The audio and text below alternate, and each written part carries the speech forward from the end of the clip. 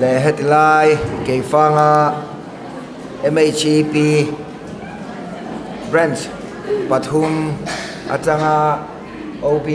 ronkalte le khotang suai tu te kan upa apol te ponon tela kan VC te le MHEP member Vawiinah kan program mang tura kal zong zong te le aizola kan office atanga miran joy om tu te le hei ZPM headquarters atangin kan media lam te miran joy om boka suti rualin hemisai tual bigatana kan media lam office lamatanga ron kalte in zavain chibai kan bu vele chewa hey cowboy lukum karon keng lo lawa wain chu he ni lukum min pek to ri khelong ni om ang takin lukum karon khum lawani hetiang lukum khum beu kan dong hi aro pui katia kalom tak zet ani ala rei lova ni kum mai kha ani a November satir lam khani tain ka sia hezol bu a hian campaign light ni boka MPF in common platform candidate sang dan min bo sai sang ani kha khata ka chuan campaign lai kan ni boka ma ni that na lai kan non sei char sarani suta chuan tharawra wa khamil lo du beran yang chu min han vote ling be ani a voin hian ilom thu han soi la rem chang a te po mang tai la a thange ne kan in zuara hei hun alakal don chawa kan ron in zor anga kan om lo ani chuan nakina min pai vele me anga ti kha ni pui thu thuani ilai ka kan soi non le ni se thei top kan ron chuanga he toy bial mason na tur chuan thei topin ke ron pen kan tum ani ti kha kan han soi le zok ni se hey Vawiinah MHEP day a day pa ngai ni lo golden jubilee hial kan lo mang thei ke alom om ka ti a golden jubilee a in som masak per te po kan yang a kan voi khat thlen na nia chu wang chuan a lu kan ti swal big dewa golden jubilee kum som nga centenary ni tonga chuta chuan Vawiinah ron kalte hi kan tam thleng me wang em o ti ri ruwa min ngai tua tira amaro chu kan hun ton dana sir sela kan hun man hi thadewa mang tur kan ni ti lai kha ri ruwa ron langa hetlai golden jubilee pol bika kan programa khwal lian ni tura min som hi kalom tak zet ani chuti rualin min siat thiam nakan han ngen masale dua hetia khwaliana min han som ta ka chuan alom puina thil pek te poron ken om tak ania katia amaro chu khwalian ni tura min som khan ka soitlang sa ke chuan eng maron ken tur kala nei don lovania katia apoi reng lo ngai reng lo antia ron ken du vio maila tun din muna chuan thil pek enge mozar ken don tai ila kapuk chop tho kha ngai don sia leiba in siam chawa kha kan hu phur ve de upoka eng poni se Vawiinah hian heten kal roi maila min lo lom thobong chumo tin risk karon la veni risk kala fu nge la fu lo po ka helowa amaro chu min lo don son dan kha apoi mo zo katia เนี่ยออฟฟิศเดียกันหันกัลสันเฮียนไฟล์ตั้มตักฮิโลอมเวมันทีนะรำปุ่มตานามาลากอ่างไงบอกเสียมานี่เบียลเต็นเฮดียมินหันซ้อมฮีหันเนียลซีอันนี้บอกสีหรอวะมันเราตักจุลตักจุงาเฮดียกรอนกัลฮิทิลเปกายกัลลุซอกเราโมตีไลค่ะกันใส่ลำตัวจุดมินเราโดนสันดานด้านดิตาเซจุดที่รัวลินเนี่ยเฮดียโปรแกรมกันหันมาที่ชนซุ่มเล่ไปเตะเซนโซเตะเราง่ายเวบอกสีเนนในเราวิวไม่ไล่อิน account balance ค่ะยูนิตอิน account balance แต่พอข้าพายวิวตัวระแต่พอง่ายไตละตั้มฟักเราพี่มีกับพี่เอนักกีฬาอารอนเป็นไม่ตัวระเจ้าง่ายไตละให้ไตอินลั่นทำปอนี่เรามีปุ๋ยหัวหินลั่นบุ้งทำปอนี่เราเต็มเตะตักอิน account พายลุตุกตัวเต็มหันทัวร์เวเดอร์นะตัวนี้จู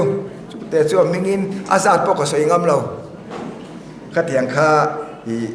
อารอนเก่งเวียข้ารอนเก่งปอนี่เราพี่มีรอนเก่งนั่นนี่จูยังข้าอันนี้เฮียควรเลี้ยงมินันซ้อมฮีก็ไงตัวหน้าเองก็สวยอย่างโอ้ตีเอ็นก็เรียรู้กับบัวเองฮะอาจารย์ชูกันนู่หูกันคมมาเยอะเองก็สวยเวียงเลยเก็บไปไล่แต่ส่วนเบียลชูมาโซนนัตูรำมาโซนนัตูรแต่กันอาฟะสวยตูรตั้มมาเราจะนู่หูกันคมมาเยอะเองก็สวยอย่างเล็กเวทลุลิยันตีก็เรียกว่ากำมังอังเดียวติดนี่มาเราจูนิจานะก็ไงตัวเอ็งซองหอยเงี้ยถูกก็สวยอย่างก็ที่โนดกันเสียมเวะทุยวักโลตัวเฟลเดวินสวยไม่ละทางก็ที่อันโนดจุกันหันเสียมเวนี่เหตุเฮียนจุดส่วนอพอยน์มาสับเบราส่วนMHP สวยรัวลาริรัวเราหลังจูกันเอ็นจีโอเลียนเบอร์เตซิงมีอันนี้บ้าค่ะ MHP ฮีอินเป็กนะถิ่นลุงอาจารย์ดินอันนี้ที่ฮีเขนอนเลยละกันตัว MHP ข้ากันทุกลุงข้ากันหันสวยชัวข้าเนี่ยสวยชัวไม่ชัวละขิรตัลลมเล่ไม่กระเทียนี่ไกจวนมานี่จ้างมาเสียหลบเด็กค่ะมีดังจันปุยดีเด็กค่ะออลลินหลังมาเสียตักเฮียนฮารานี่ทีไรอะค่ะกระเรื่องว่าเราหลังเฮโคเวลฮีมานี่จ้างมาเสียนั่นลีรินขัดนี่politics จงปนทีริลามานิปาติห้ามชัดนัตูโพลซองปนทีริลากันโพลชัดบิกนัตูเวงซองปนทีริลากันเวงชัดบิกนัตูขัดยังลีร์ข้าอันนี้ไม่เอ็มโอ้ที่ฮีอลตะกันนี่อันนี้กัดอินันนี่เราไงตัวเจียงไตล่ะมานิจ้างมาเสียนั่นลีเพียนขัดเหลาโมที่กระริรัวโซน่าเรียนครบไม่ตุนไล่ไปจูมานี่ higher secondary school felicitation อาคารมินโซมา chief guest ตัวรินจุดตาจวนมานี่จ้างมาเสียนะอัฐาชุนจูจีรนักงาเฮียนมานี่จ้างมาเสียเลยละมีดังอายะเทียมเวกตุมิละจู่ๆมานี่จ้างมาเสียนะทับเบรนี่ก็ที่เวทงอันนี้ข้ามีเปียแล้วมาขจูมานี่จ้างมาเสียในทิลถ่าเอ็มอมโลกันขวาอัฐเบรกันตัวมีดังขวาอัฐกันถูปุยเหลาจวนทิลทับเบรนี่จวงเอ็มมีดีไลค่ะ MHP กันไงตัวรัวละคาริรัวรอนหลังอันนี้ฟังอินกันสวยหลังอันนี้เหตุยันกันเสียสามานิเซ MHP ฮิมานิตานาโพลอินดินอินนิโลมานิจางมาเสียลตุระโพลอินดินอินนิโลที่กันรอนสวยเวเลเกยเวเตยันมีดังตานาดิงพูดเล่นในโลอินนี่ที่อินฟิลนอนโฟเตียงว่าวินเฮียน Golden Jubilee กันมัน Paul hian in sil non teng u ti karil ro lo langa chu kan soi lang alang sar zinga mi pakhat kan du zinga mi pakhat ani Vawiinah nu ho mel kan mu hian kan hu mel alo lang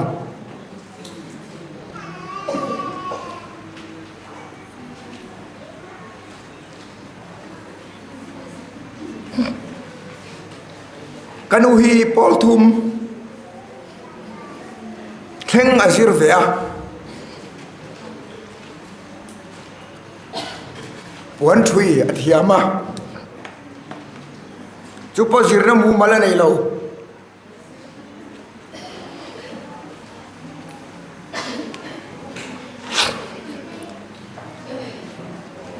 ama thiam ve ni kan te lai chuan second hand than aleya min fit sak thin wan thui na dora a thui tir na man bok kan nei lem lo wan ta athiama ama injir chua ve ni wan ta lama chuan akal na sakhop mai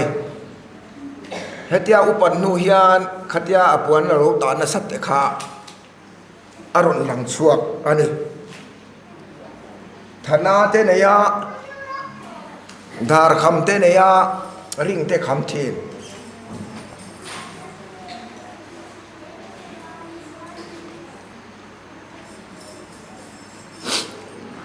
kan rual o lawin thei to a chuat thi na zi nga kho war mai na thova ata a chun ni leng in ta zan lama ta le a chu tiang chu ani kapahi pastor ania campaign lai po kan soi tin kha chu tiang ania wang chuan unau pasari kan ni a unau pasari chom na tur chu pastor lo hian a dai manglem lo ani thei to ba chu a kan unau zong hian la lum po kan thiam vek ani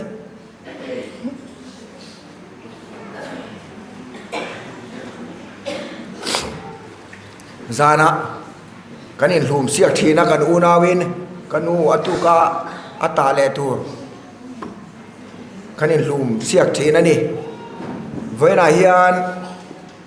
la in lum siak teng u ti in la I tu po hi ka chau khati zong khan le lam zong khan ngai cho nuk au la tlem I alai zong in ti tai la I in du chon la lum in elang u tu he lum zo ma sa ti khani kan unawin la kan lum thiam veka ami pa pon a mei chia pon kan lum vek thin ani chu tiang chu ani a Vawiinah de a local te hi in ber kan hua Paul thum ai chon in zir sang ve kam ti ka ring tat kanu Paul thum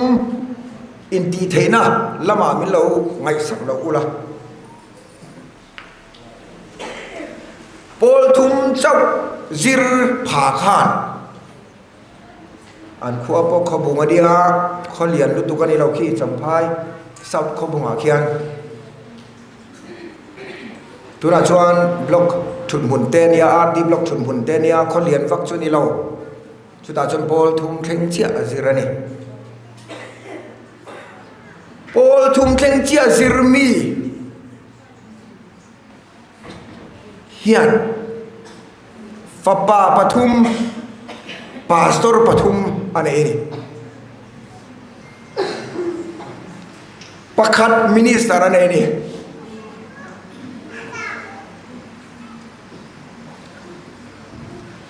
chuta chon Vawiinah hian chau ka du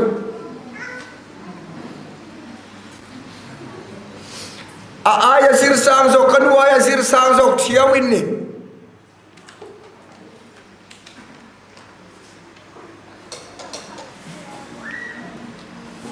Vawiinah hian enge kan thlen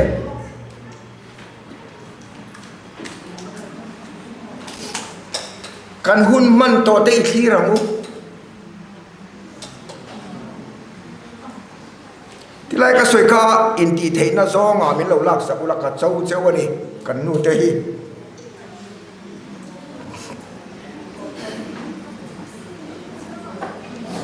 hanin ngai tua le tila kan in thir tlang puyong tiro kan hun man to khan in ngai tua le taila kan in thir tlang puyang o khatiang khan hun kan lo mang ta lo wa ti hi kan ri ruwa chuan anang lian khopin ka reng ama ro chu khati zonga in ngai tua le po khathul ka ti to lo a sot lo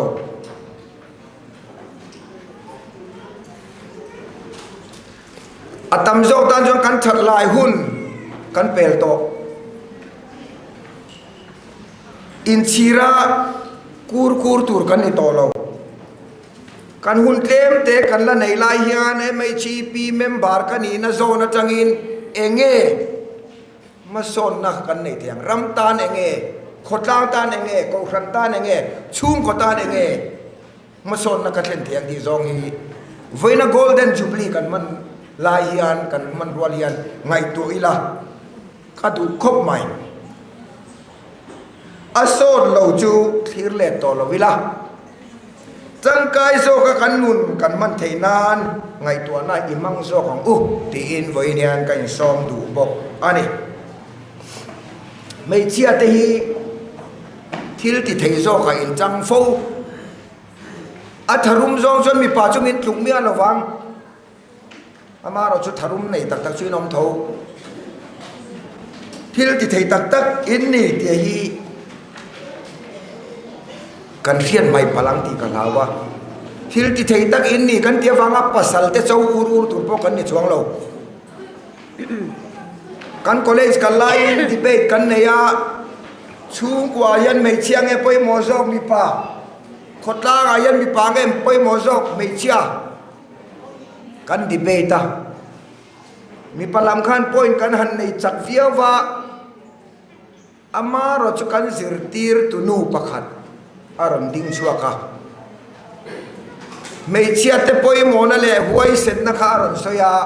ami pa ho ka kan ngoi thap mai ni chu hei he ni i so cross a ken ben i lai khan mi pa ho ka khong e in om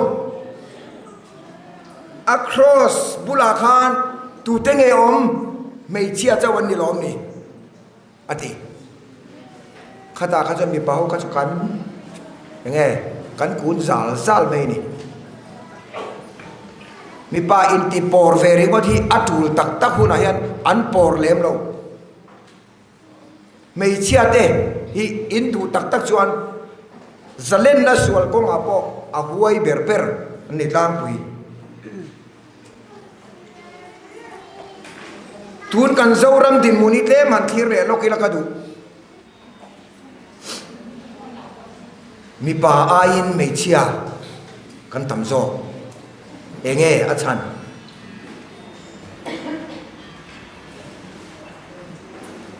a vote zong pon mei chia hi vote nga zo in ni to tlat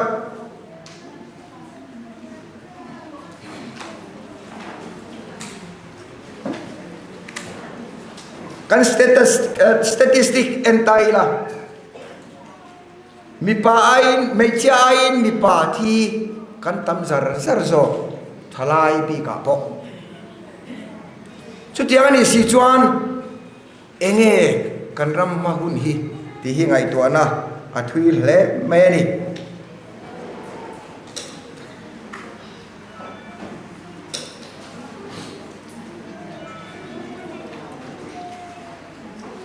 MHP malang na pakhat chu women empowerment ani tiro mei chia te din mun choi kan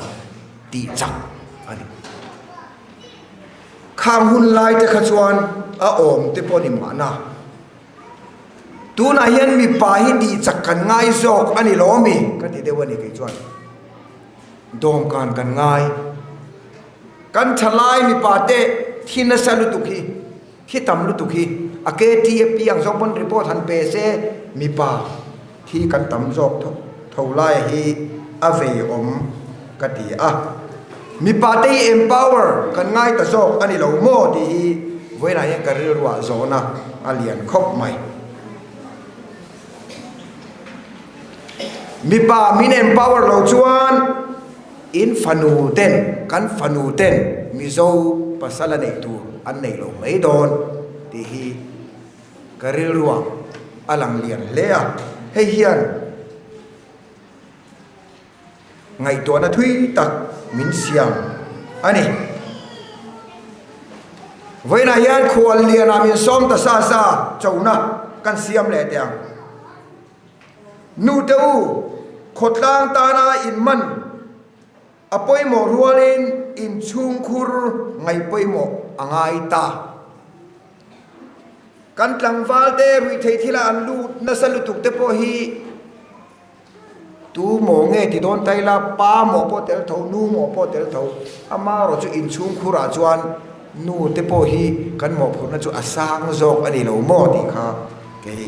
ami pa in lak film tum na lam ni lawin abi takin kan fa pa te hi enkol an ngai zwal ta ti hi ani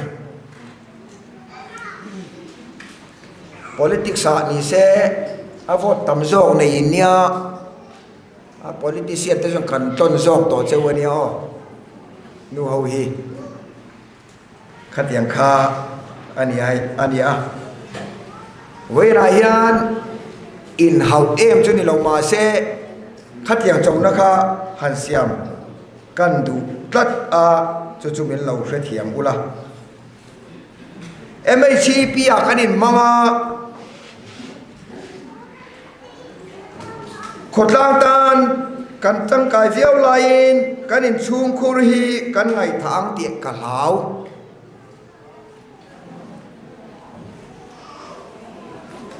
kan u khotle mi kan soi le lokang ka pa ne nian kan om pon min tong chai pe kan om lo pon min lan thin kan tan pathian ne na tong chai min lan thin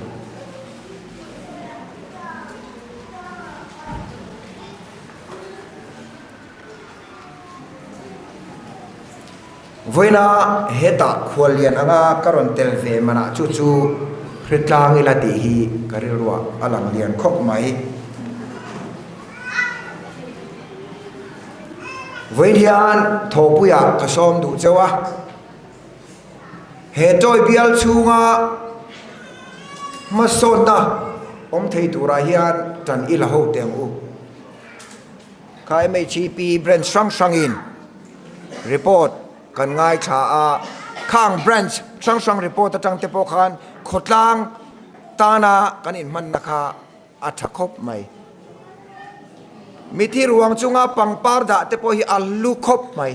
i chun zom zelang u chuti ralin kan khotlang ma son na tur he bial ma son na turi na chia te omani pot itang ho wang u hei chu chelu tu ke i siam chang u tingam tu ni turin kan som chewa apati ang zong poni tolo kan khotlang hi vei om to ni chu wang chon thei top choin itang ho wang u tin Vawiinah rong kal khom te ka som tak meu chewa ni midang te ta na mal som na ni turin kan thei na zon chewa tran ila thar tiang u tin ka in som mol bok ani zohan abung som chang soma iswa thu soi kha a oma klem kan han tan bung dewanga top lam kha kan ladu dewa ta hian keizong nun an nei nan tam taka an nei nana local kani ati nun tam tak an nei nana local kani ati nun tam chu enge kei emi nun tam kan ti hi mani ta na kan nun chung chu nun tam ani theilo nang ma tan chau inung ani chuan nun pakhat chau inei ti na ani midang te ta na i hun i tha inun iman kha nun tam chu ani mei don lom ni ho MHP Day Vawiinah Golden Jubilee sang kha zakwa som sari palia din tan sang ni som ni pali kan chen chon kum som nga na alo ni a he golden jubilee pola hun kan man nia hian nun tam nei itum theu teng u a tia kha chutianga nun tam nei thei tur chuan pathianin menom puise kan ni tin nuna hian in lan tharila MHP hi vulzel ro se te in ka tu soi kan ti top me yang e kalome